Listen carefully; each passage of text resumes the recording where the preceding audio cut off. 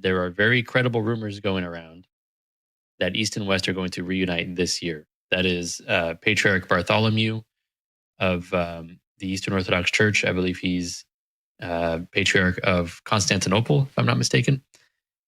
And that he and the Pope will announce a reunification this year.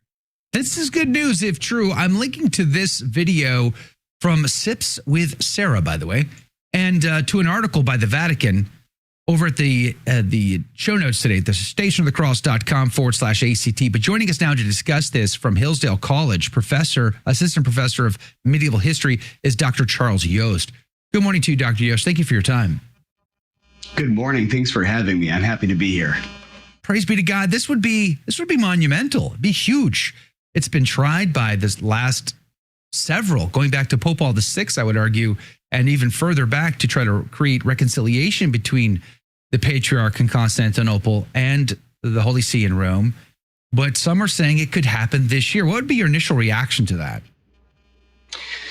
Anything's possible. Please God, let it be so. The fulfillment of Christ's prayer at the Last Supper, that they may all be one, an end to the ongoing scandal of the division in Christianity of these two churches, of impeccable credentials when it comes to apostolicity, when it comes to the sacramental life and practices. I pray it be so. And I am an historian, and so I focus on the past. I don't make any claim to predict the future, but I would say that anything could happen. And it seems as though in the circles that I run in, talking to professional historians, theologians, ecumenists, but also Catholic and Orthodox faithful, that there is beginning to be a sort of sea tide change and a new sense of possibility and a sense of what could be gained, a new sense of what could be gained from this union.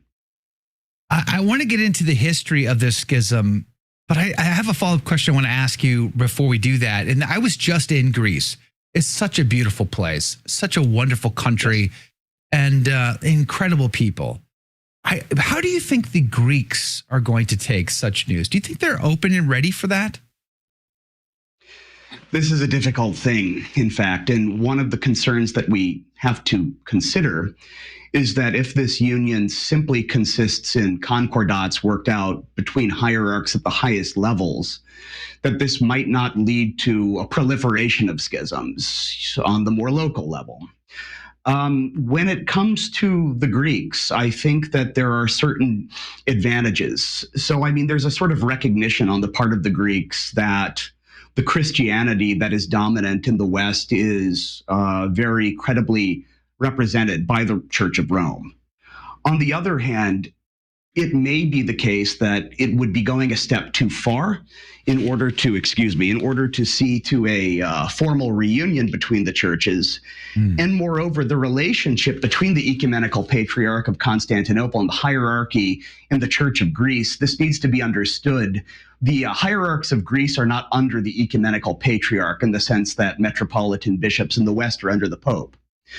The church hierarchy in Greece tends to be rather conservative. And then, of course, we have Mount Athos, which is a kind of epicenter historically, where we've seen protests throughout the ages for any kinds of plans to reunite with the Western Church.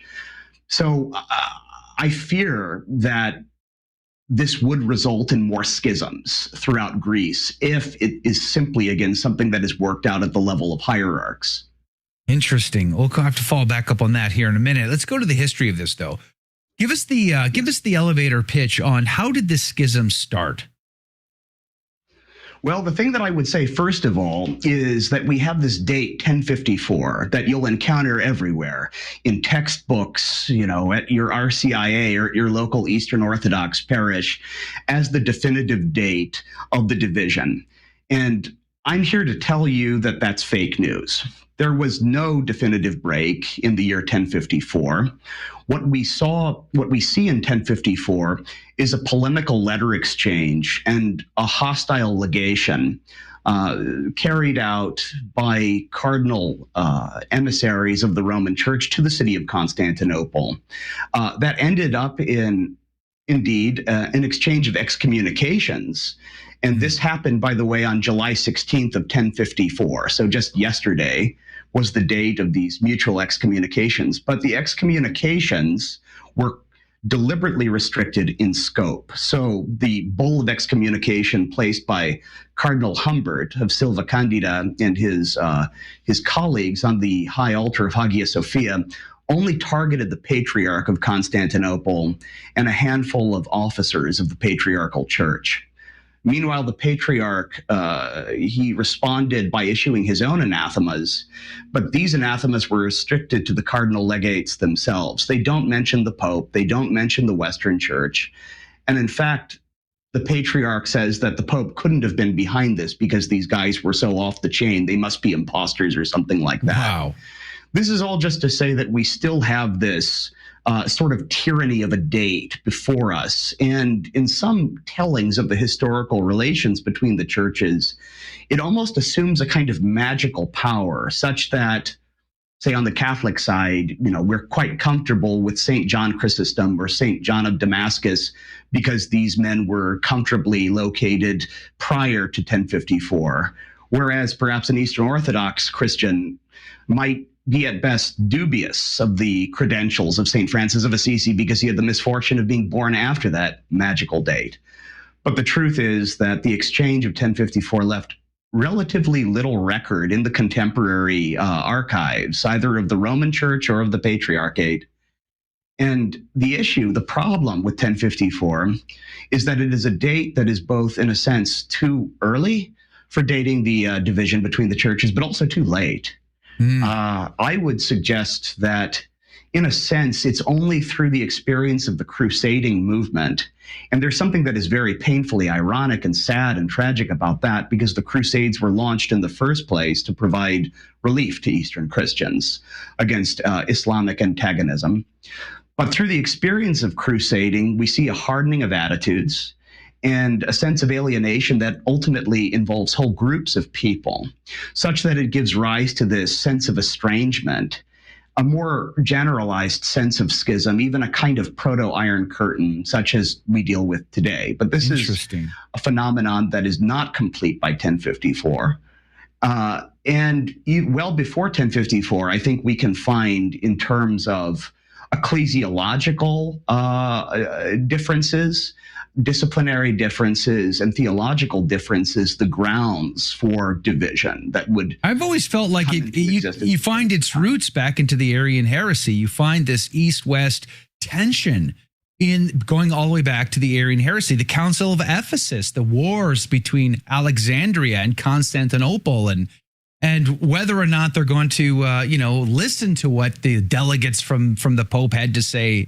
It just feels like this debate goes all the way back to the earliest days of the church. And yet, like as you said at the outset there, 1054 is the day everybody claims.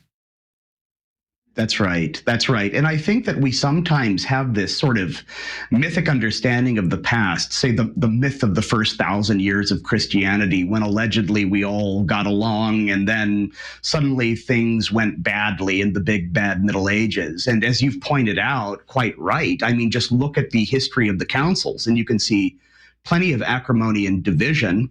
Look at your New Testament and you can see the problems between the apostles and St. Paul and his communities that he's dealing with, in his communities to whom he's writing. I mean, like it or not, this sort of friction, disagreement, and difference is rather the norm in the substance of Christian history. Whereas peace, tranquility, something to be aspired to and striven for always, is unusual and a gift of God. We're going to be up against a break here in a moment. What are the major issues? I want to get into what are the major issues that divide us theologically, philosophically. Is there any way you could begin telling us what those are before the break? Yes, I could. And I would say, first of all, that the issues that divide us today are very different than the issues that divided us then. And by then, I mean the Middle Ages. And this is very interesting.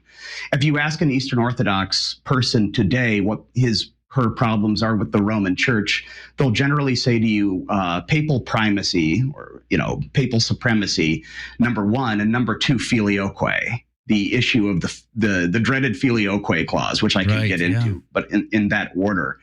In the Middle Ages, the Byzantines, the Eastern Church, they are certainly concerned about the filioque, but they are far more fixated on issues of liturgical difference, of ritual difference, and especially the use of unleavened bread in the sacrifice of the Mass of the Western Church.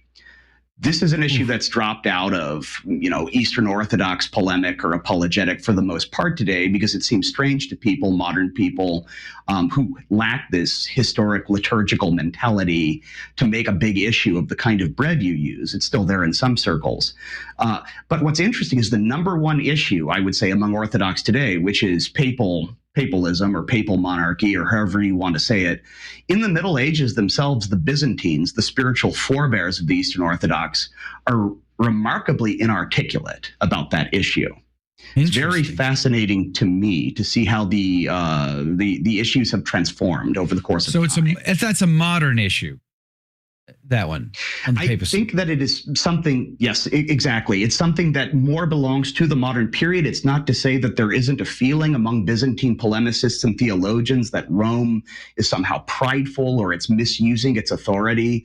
But the place of Rome as this bastion of orthodoxy and the first among equals, and the Byzantine mentality going back to the age of the councils, this is a very deep kind of conditioning that is only broken, I think, finally, probably under the Ottoman experience and later on.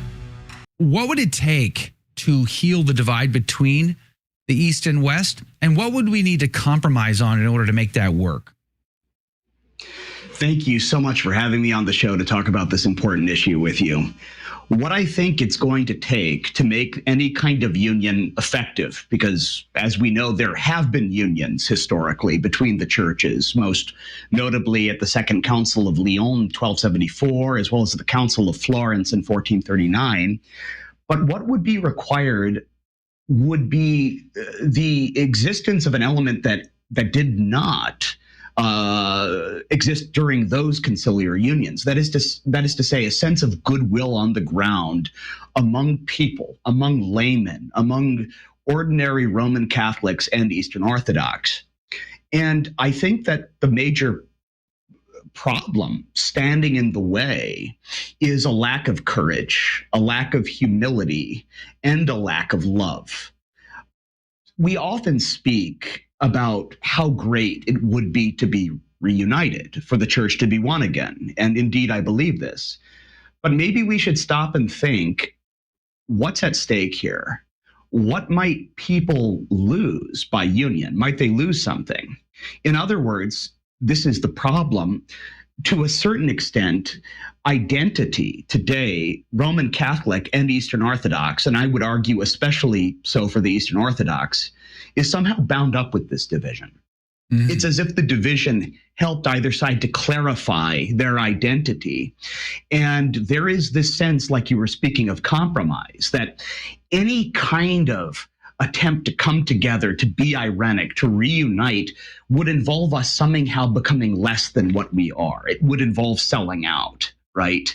I don't actually believe that's true.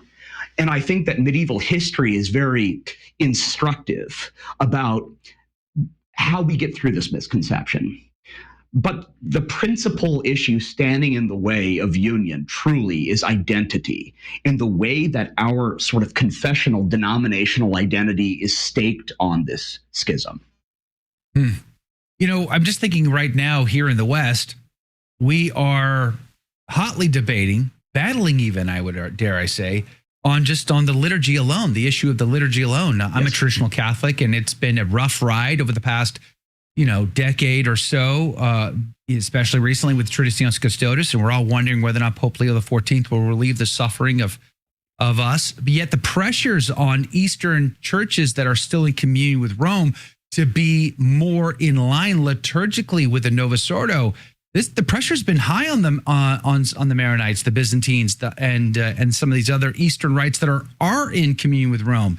To have more, the Chaldean Catholics have basically given up their ancient liturgy, and they have the Novus Ordo. It seems like a tragedy, yes. And I could totally see how the East looking at this and saying, guys, Like, how can we reconcile? You have schizophrenia in your own house. You don't even know where you are right now. When they take smells and bells so very seriously, I think that's going to be an issue that us in the West, many of Catholics in the West, simply won't understand why that's a roadblock. You're precisely right, and I'm glad to be speaking with you about this, and you raised the issue of liturgy in particular, because on the Roman Catholic side, one of the principal roadblock in our way, and it's not a necessary thing, there is a way through, is that for many Catholics, they have made the core of their identity a kind of caricature of papal primacy, which I might call something like papal totalitarianism. And, frankly, many good Catholics of traditional inclination suffered under this papal totalitarianism, the threat of having one's ancestral liturgy taken away. As I mentioned, the Byzantines were rather inarticulate when it came to issues of papal authority in the Middle Ages. It's not that they weren't aware of problems that they perceived as overstep by Rome.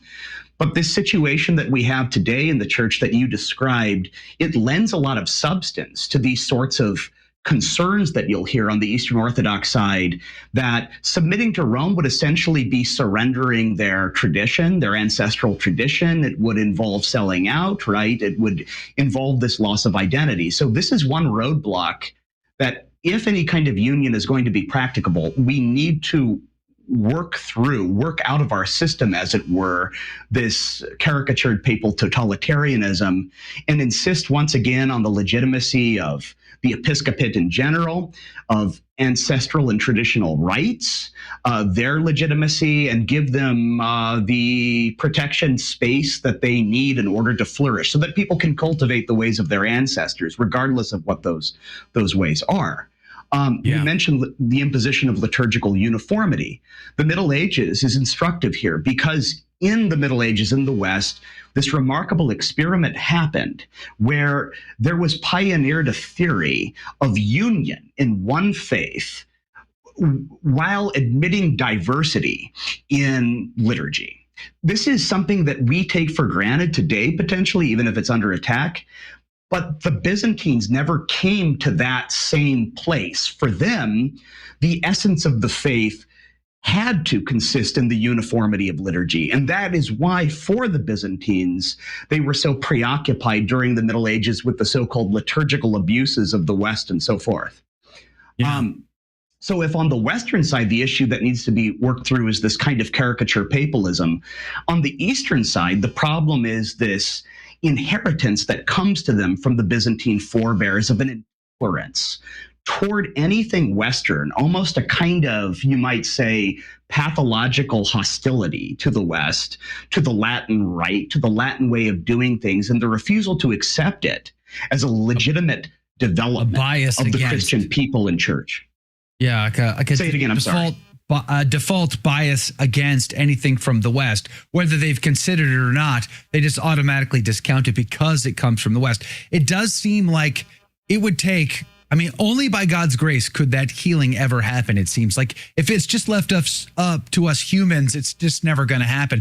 There are stories at the Holy Sepulchre of broom-wielding monks, battling each other there over these divides. So it would take a lot, but we're going to run out of time here. One follow-up question was, if Bartholomew from Constantinople comes and reconciles with his brother Leo, praise be to God, that'd be amazing.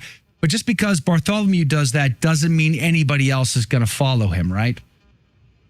Right. No, that's right. And I think that very likely what you would see at this point, I hate to be predicting bad things, but schism that would run through the Eastern Church, the Church of Greece, and you would see a breakdown of relations between the Episcopate of Greece and the Ecumenical Patriarch.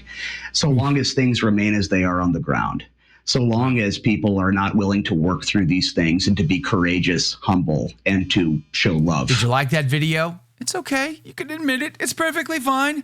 Hey, we cover the big stories of our day, from inside the church to outside the church to all points in between, and we do it from a Catholic perspective. It's called A Catholic Take. It's a radio program Monday through Friday. We live stream it right here on this channel, by the way, so make sure to subscribe, like, and share. We would be very grateful to you. And don't forget, you're going to want to watch this video right here because you don't want to miss anything.